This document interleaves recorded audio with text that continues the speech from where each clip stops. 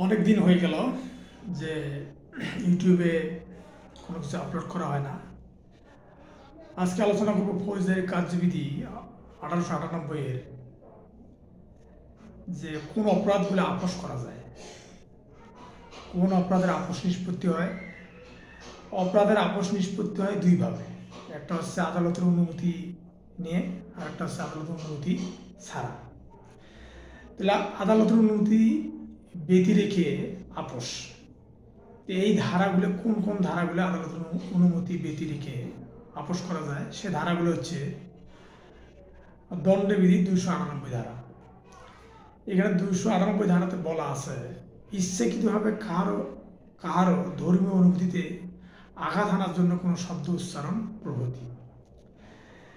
তাহলে যে ব্যক্তি ধর্মীয় অনুভূতিতে আঘাত করে কথা বলবে, যার ধর্মের প্রতি আঘাত করে কথা বলবে, সেই সমস্ত ধারায় যে দণ্ডযোগ্য হবে বা অপরাধ হবে, সে এটা আপোষযোগ্য, এটা আপোষ করা যায়। এটা আদালতের অনুমতি ছাড়াই আপোষ করা যায়। তারপর আঘাত দেওয়া, আমরা জানি যে 319 আঘাত এবং 320 আঘাতের সংজ্ঞা আছে। এই আঘাত হলো 323 এবং 324 ধারায় যে আঘাতটার কথা বলা আছে সেটা হচ্ছে আপোষ করা যায়। সেক্ষেত্রে আমরা দেখি যে 323 এবং 324 কি ধরনের আঘাতের কথা বলা আছে। এবার 323 বলা আছে যে ইচ্ছাকৃতভাবে গুরুতর আঘাত করা। তাহলে ইচ্ছাকৃতভাবে গুরুতর আঘাত করলে তাহলে এটা শাস্তি হবে 1 বছর পর্যন্ত কারাদণ্ড অথবা 1000 টাকা পর্যন্ত অর্থদণ্ড অথবা উভয় দণ্ড হতে পারে। আবার 24 বলা আছে যে ইচ্ছাকৃতভাবে মারাত্মক অস্ত্র বা বিপজ্জনক উপায়ে আঘাত দান করা। তাহলে একটা হচ্ছে ইচ্ছাকৃতভাবে আঘাত দানের শাস্তি, আর 24 বলা আছে ইচ্ছাকৃতভাবে মারাত্মক অস্ত্র বা বিপজ্জনক উপায়ে আঘাত দান করা। এটা শাস্তি হয় 3 বছর কারাদণ্ড অথবা অর্থদণ্ড অথবা উভয় দণ্ড দণ্ডিত হতে পারে। তো এই ধরনের অপরাধ কিন্তু আপোষ করা যায়। মারধর করা বা অপরাধজনক বল প্রয়োগ করা, এই ধারাগুলো আছে 352, 355, 358 ধারায়। তাই যাহাকে মারধর করা হয়েছে বা যার প্রতি বল প্রয়োগ করা হয়েছে সেই ব্যক্তি আদালতের অনুমতি ব্যতি রেখে কি করতে পারবে, আপোষ করতে পারবে।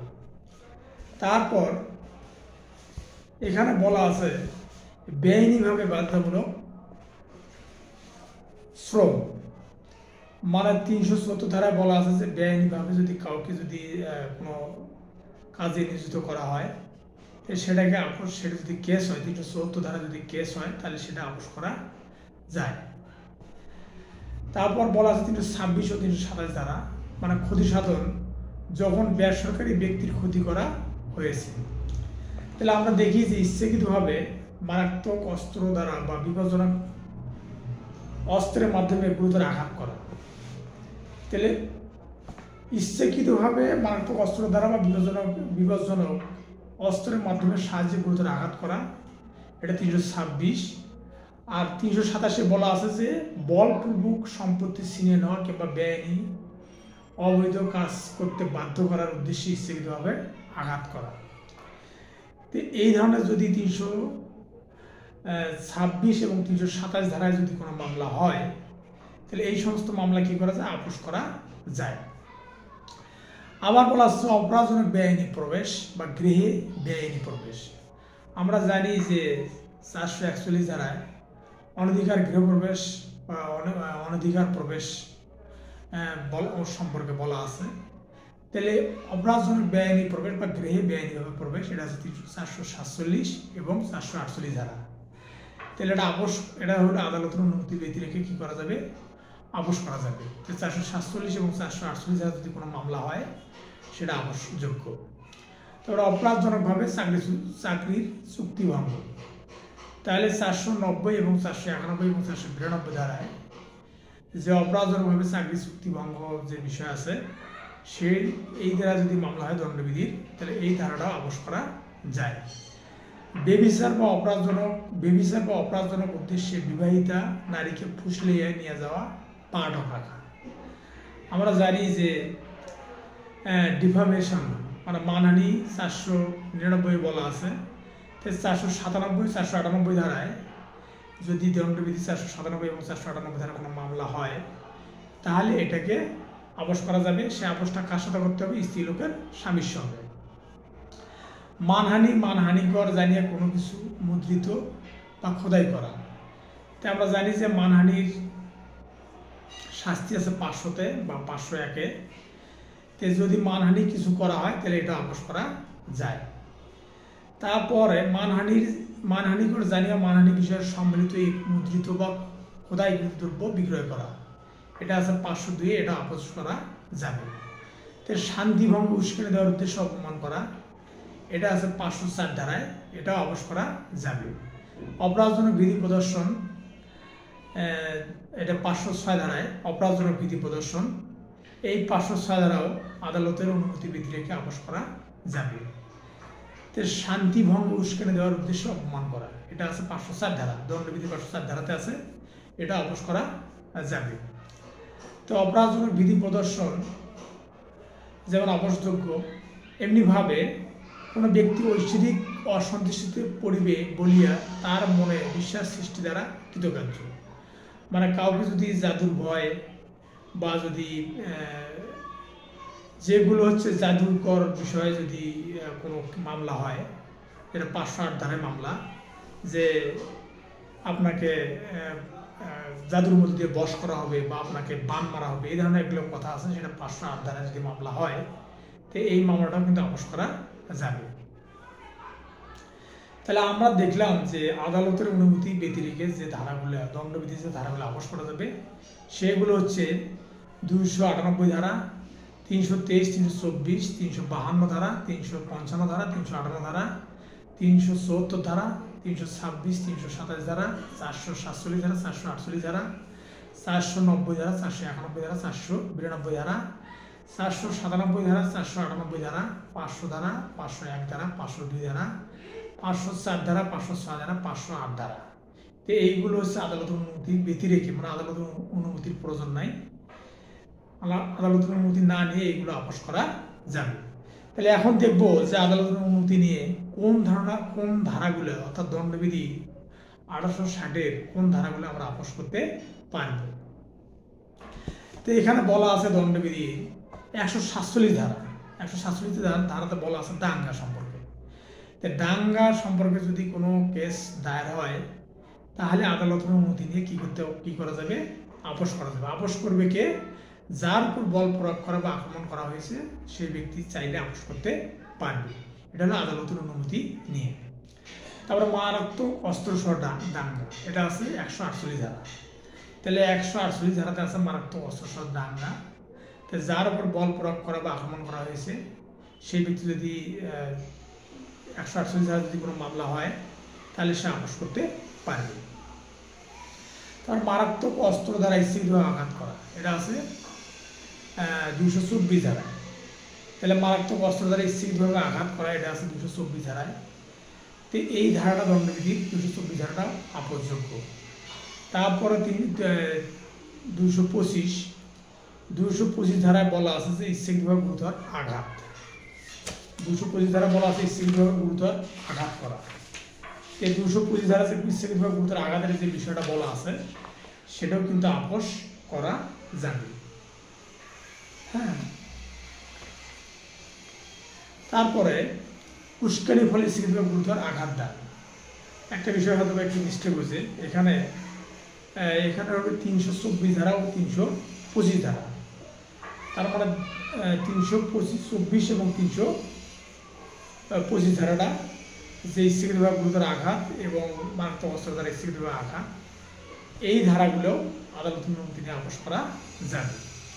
তারপর উস্কানির ফলে স্থিরভাবে গুরুতর আঘাত দান, এটা 335 ধারা। এই 335 ধারাটাও কি মানে প্ররোচনার ফলে স্থিরভাবে গুরুতর আঘাত করা, এই ধারা যদি কোনো মামলা হয়, তাহলে এটাও কিন্তু আদালতের অনুমতি নিয়ে আপোস করা যাবে। তারপর বলা আছে 336 ধারা, দণ্ডবিধি 336 ধারা। 336 ধারা বলা আছে যে কোনো অন্যান্য লোকের ব্যক্তিগত নিরাপত্তা বিপন্নকারী কার্য।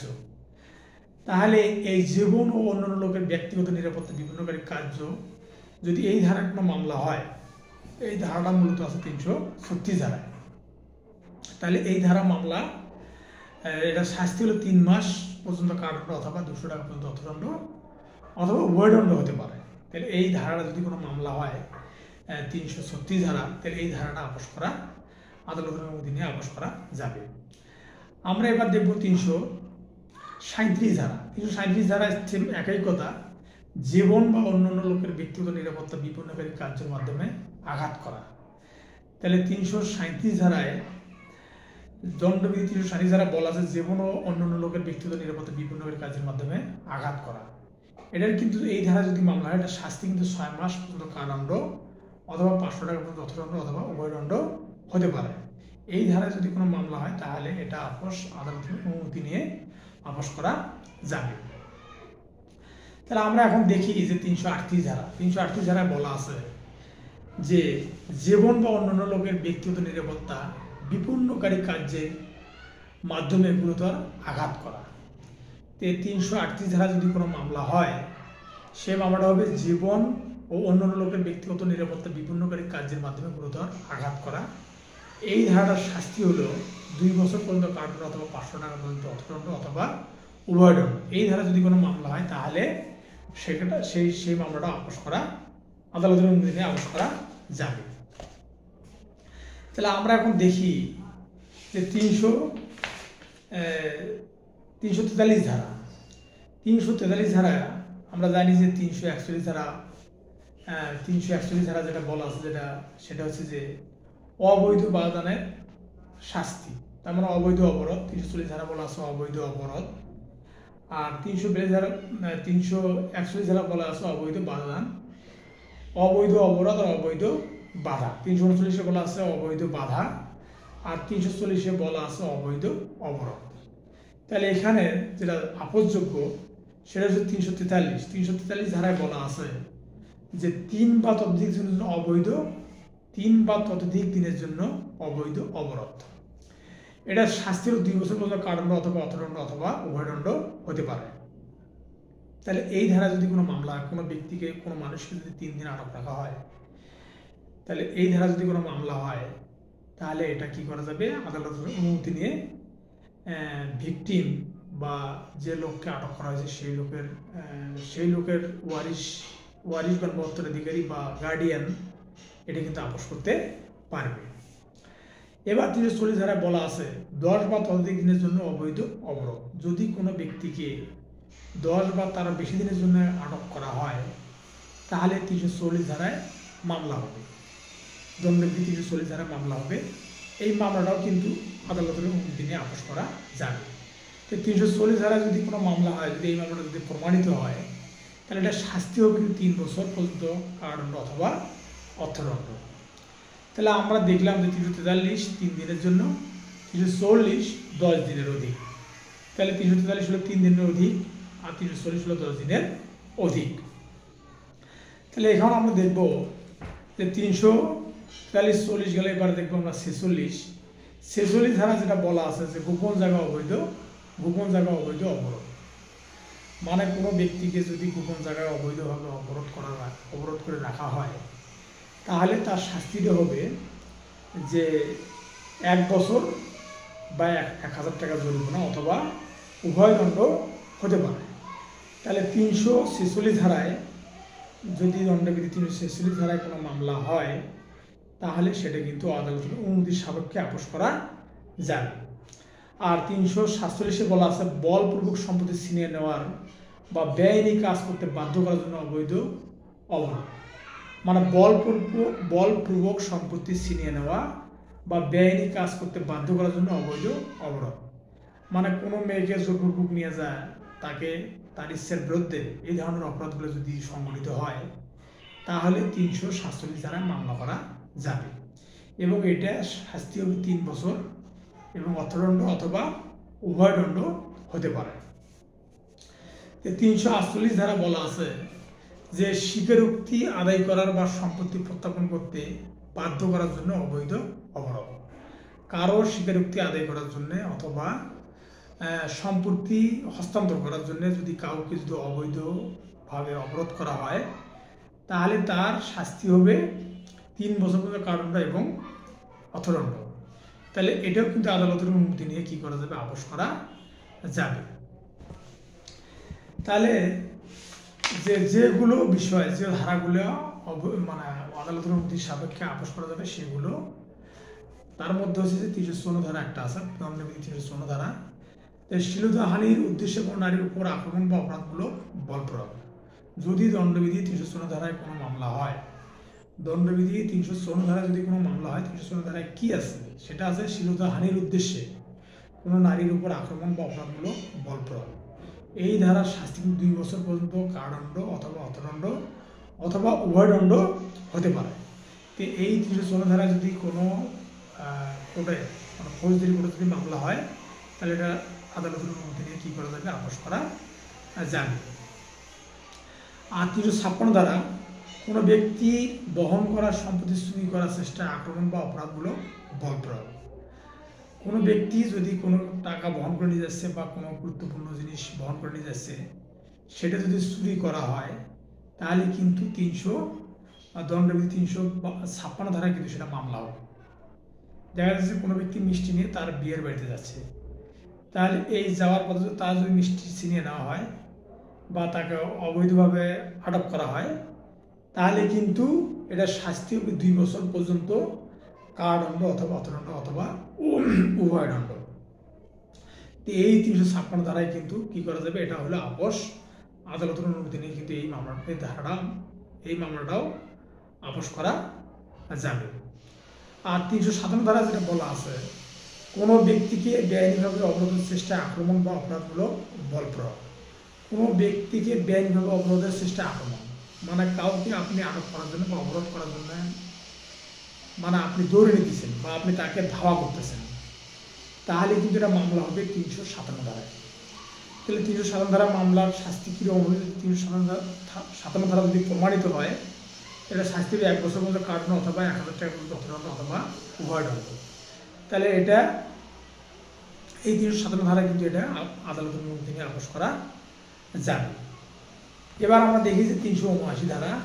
379 ধারা বলা আছে, 378 বলা আছে চুরি, আর 379 বলা আছে চুরির শাস্তি। তাহলে যদি কোনো চুরির শাস্তি হলো 3 বছর পর্যন্ত কারাদণ্ড অথবা অর্থদণ্ড অথবা উভয় দণ্ড। তাহলে কোনো 379 ধারা যে যদি কেউ চুরি করার দায় যদি দোষী সাব্যস্ত হয় এবং তার যদি সাজা হয়, তাহলে সেও কিন্তু এই আপোষ করতে পারবে। কার সাথে, যে ব্যক্তির কোনো জিনিস বা কোনো বস্তু চুরি করা হয়েছে, সে ব্যক্তি যদি চুরি করার দায় যদি কোনো ব্যক্তির উপর মামলা করে এবং সেই মামলা যদি চুরি প্রমাণিত হয়, তাহলে 379 ধারায় তার শাস্তি হবে 3 বছর অর্থদণ্ড অথবা উভয়দণ্ড হতে পারে। কিন্তু যে ব্যক্তির চুরি হয়েছে কোনো বস্তু, সেই ব্যক্তিকে কী করতে পারবে, আপোষ করতে পারবে। তা আমরা দেখেছি 380 ধারা। 380 ধারা দণ্ডবিধি 380 ধারা হচ্ছে যে বাসগৃহ ইত্যাদিতে চুরি। যদি বাড়ি থেকে কেউ কোনো কিছু চুরি করে, সেটা 380 ধারায় মামলা হবে। আর এই মামলার শাস্তি হলো 7 বছর পর্যন্ত কারাদণ্ড এবং অর্থদণ্ড। তাহলে 380 ধারায় যদি দণ্ডবিধি কোথাও মামলা হয়, তাহলে সেটা কী হবে, এই মামলাটা আদালতের অনুমতি নিয়ে আপোষ করা যাবে। আর 381 ধারা বলা আছে কেরানি বা চাকর কর্তৃক মালিকের দখলভুক্ত চুরি। আমরা জানি যে এদেশে অনেক শিল্প, গার্মেন্টস ফ্যাক্টরি তৈরি হয়েছে।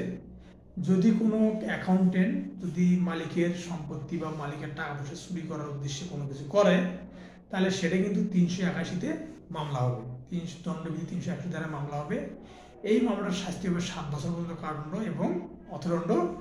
আর এই 381 ধারায় যে মামলাটা হবে, এই মামলাটা কিন্তু কী করা যাবে, আপোষ করা যাবে।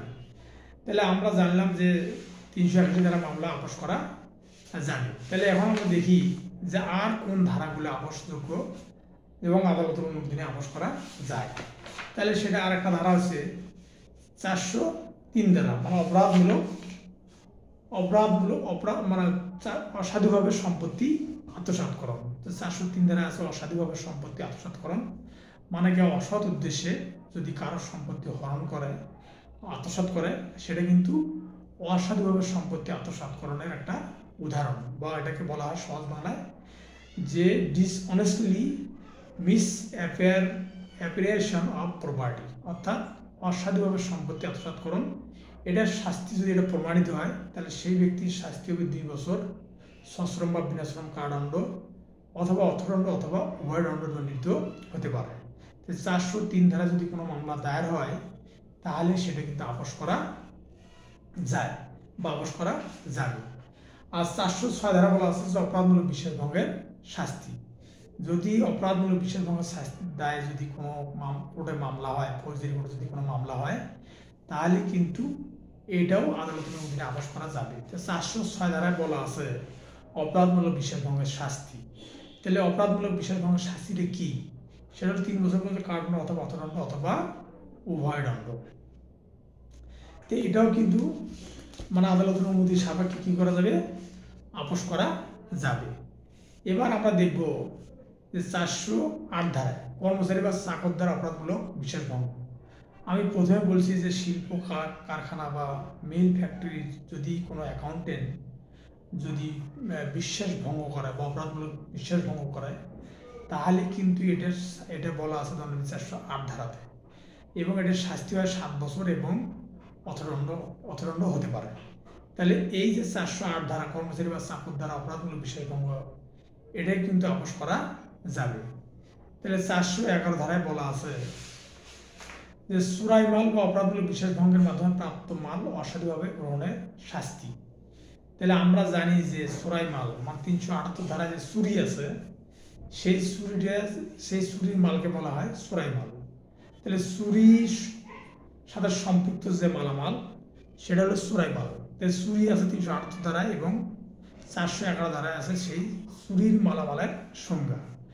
যাই হোক, চোরাই মাল তথা অপরাধমূলক বিশেষভঙ্গের মাধ্যমে প্রাপ্ত মাল অসাধুভাবে গ্রহণের শাস্তি। তো এটা শাস্তি হবে কিন্তু যে চুরি করছে তার শাস্তি 3 বছর, আর যে মালটাকে গোপন রাখছে বা ক্রয় করছে তার শাস্তি হবে কিন্তু 3 বছর বা অর্থদণ্ড এবং উভয়দণ্ড হতে পারে।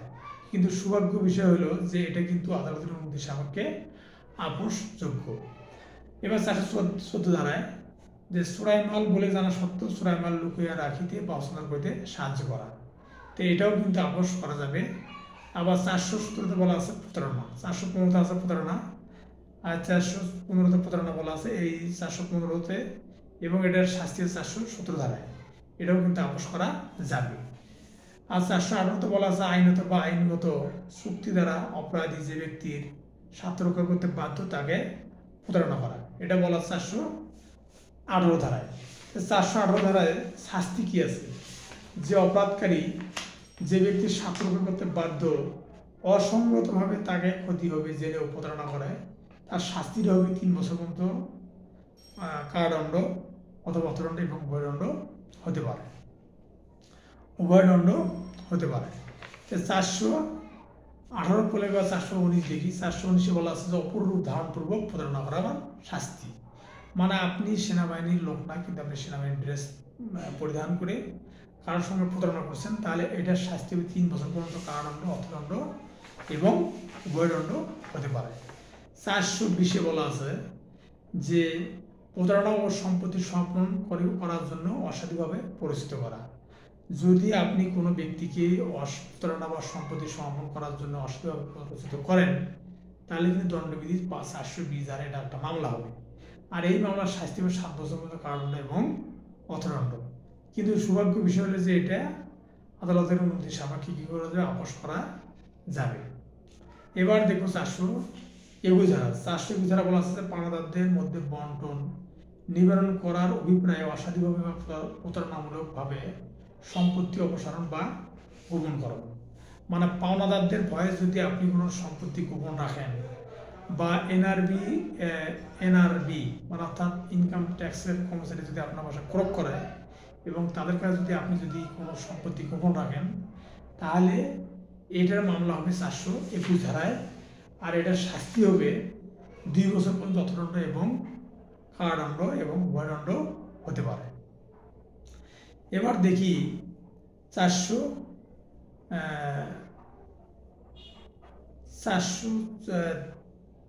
এবার দেখব 424 ধারা।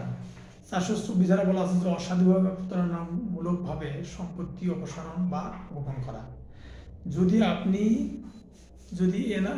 কাস্টম অফিসার বা কোনো ভ্যাটের লোক যদি আপনার বাসায় যদি সম্পত্তির হিসাব চায় আর আপনি যদি অসাধুভাবে প্রতারণামূলকভাবে সম্পত্তি অপসারণ বা গোপন করেন, তাহলে কিন্তু এটার কেস হবে, মামলা দায়ের হবে 424 ধারায়।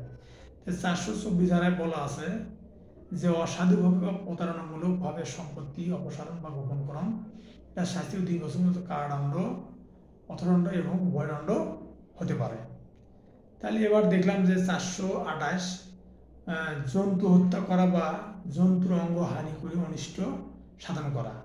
তাহলে কোনো জীবজন্তু হত্যা করা বা তাকে অঙ্গহানি করলে যদি কেউ যদি মামলা করতে চায়, তাহলে এটার মামলা হবে 428 ধারায়, এবং এটাও কিন্তু আপোষ করা, আদালতের অনুমতি নিয়ে আপোষ করা যাবে। তারপরে গবাদি পশু ইত্যাদি হত্যা করা বা অঙ্গহানি করা ও অঙ্গহানি করে অনিষ্ট সাধন।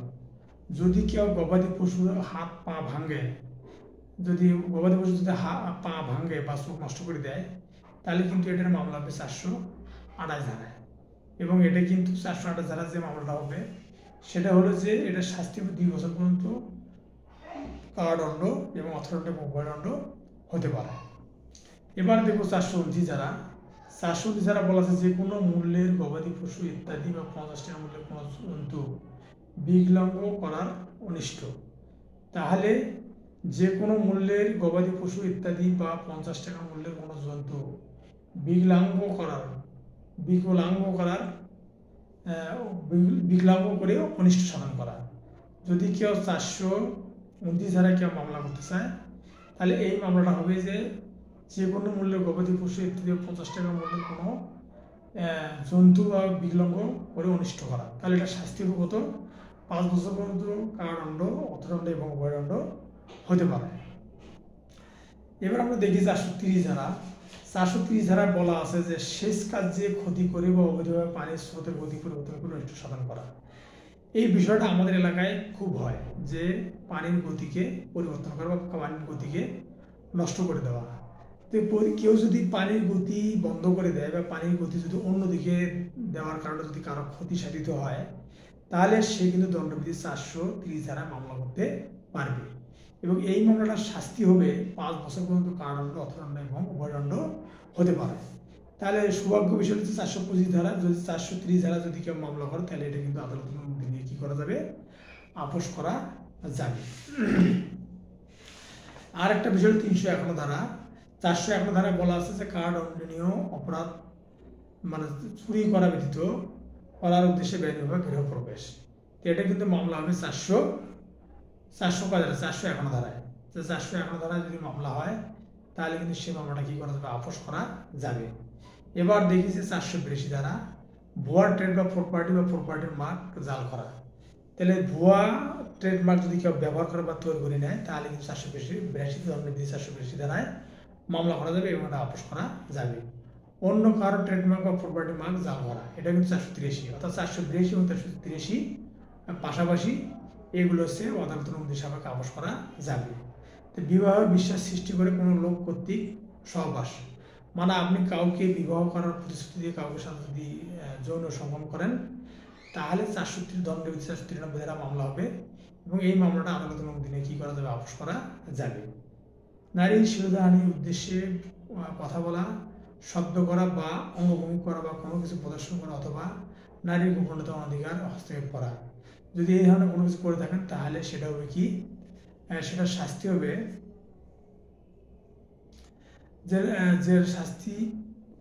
যেটা শাস্তি হবে যে 509 ধারা, এটা শাস্তি হবে 1 বছর, মানে ইপটিশন যেটাকে বলে, 1 বছর পর্যন্ত বিনাশ্রম কারাদণ্ড, অর্থদণ্ড অথবা উভয়দণ্ড হতে পারে। 511 যাবজ্জীবন কারাবাস বা দণ্ডনীয় অপরাধ করার চেষ্টা করা। 511 ধারায় বলা আছে যে যাবজ্জীবন কারাবাস বা দণ্ডনীয় অপরাধ চেষ্টা করা। যদি কোনো ব্যক্তি কারো ক্ষতি সাধন করার চেষ্টা করে বা দণ্ডনীয় অপরাধ করার চেষ্টা করে, তাহলে সেটা মামলা হবে কিন্তু 511 ধারায়। এটাও কিন্তু কি করা যাবে, এটাও কিন্তু আদালতের অনুমতি নিয়ে আপোষ করা যাবে। তো এখন বিষয় হলো, একই ধারার অধীন অপরাধের আপোষ করার জন্য কোনো ব্যক্তি 18 বছর কম বয়স্ক হলে বা জড়বুদ্ধি বা পাগল প্রকৃতির হলে তার হইতে চুক্তি সম্পাদনের যোগ্যতা সম্পন্ন কোনো ব্যক্তি আদালতের অনুমতি লইয়া উক্ত অপরাধ আপোষ বা মীমাংসা করতে পারে। যখন আসামি বিচারের জন্য পাঠানো হয়েছে বা যখন সে দণ্ডিত হয়েছে, তার আপিল বিচারাধীন রয়েছে, তখন যে আদালতে সে প্রেরিত হয়েছে বা যে আদালত তার আপিল শ্রবণ করা হবে, সে আদালতের অনুমতি ব্যতীতে অপরাধের আপোষ মীমাংসার অনুমতি দেওয়া হবে না। আচ্ছা, আপিল স্টেজেও আপোষ করা হবে। তাহলে পাঁচের এ উপধারা হাইকোর্ট বিভাগ ধারা 439-এর অধীন রিভিশন করার ক্ষমতা প্রয়োগ করে এবং তার আদালত দ্বারা 439-এর এ ধারা অধীনে ক্ষমতা প্রয়োগ করলে এই ধারার অধীন মীমাংসা করতে যোগ্যতা সম্পন্ন ব্যক্তিকে অপরাধে আপোষ করতে অনুমতি দিতে পারবেন। তো রিভিশন স্টেজে আপোষ হবে 6 ধারা এবং 7 ধারা। উক্ত ধারার অধীনে আপোষ মীমাংসার সংশ্লিষ্ট আসামি খালাস বলে বিবেচিত হবে। আবার 7 ধারায় বলা আছে, অত্র ধারায় বর্ণিত বিধানবিধ কোনো অপরাধের আপোষ করা যাবে না। তাহলে আমরা দেখলাম যে কোন ধারাগুলো আপোষ করা যাবে এবং কোন ধারাগুলো আপোষ করা যাবে না। আমি দণ্ডবিধি এবং ফৌজদারি কার্যবিধি মিলে ফৌজদারি কার্যবিধি কোন ধারাগুলো আপোষ করা যাবে এবং দণ্ডবিধি কোন ধারাগুলোর সাথে ম্যাচ করতেছে সেই বিষয়গুলো বললাম। আশা করি আপনারা এখন বুঝতে পারবেন যে কোন ধারাগুলো আপোষযোগ্য আর কোন ধারাগুলো আপোষযোগ্য নয়। ধন্যবাদ সকলকে।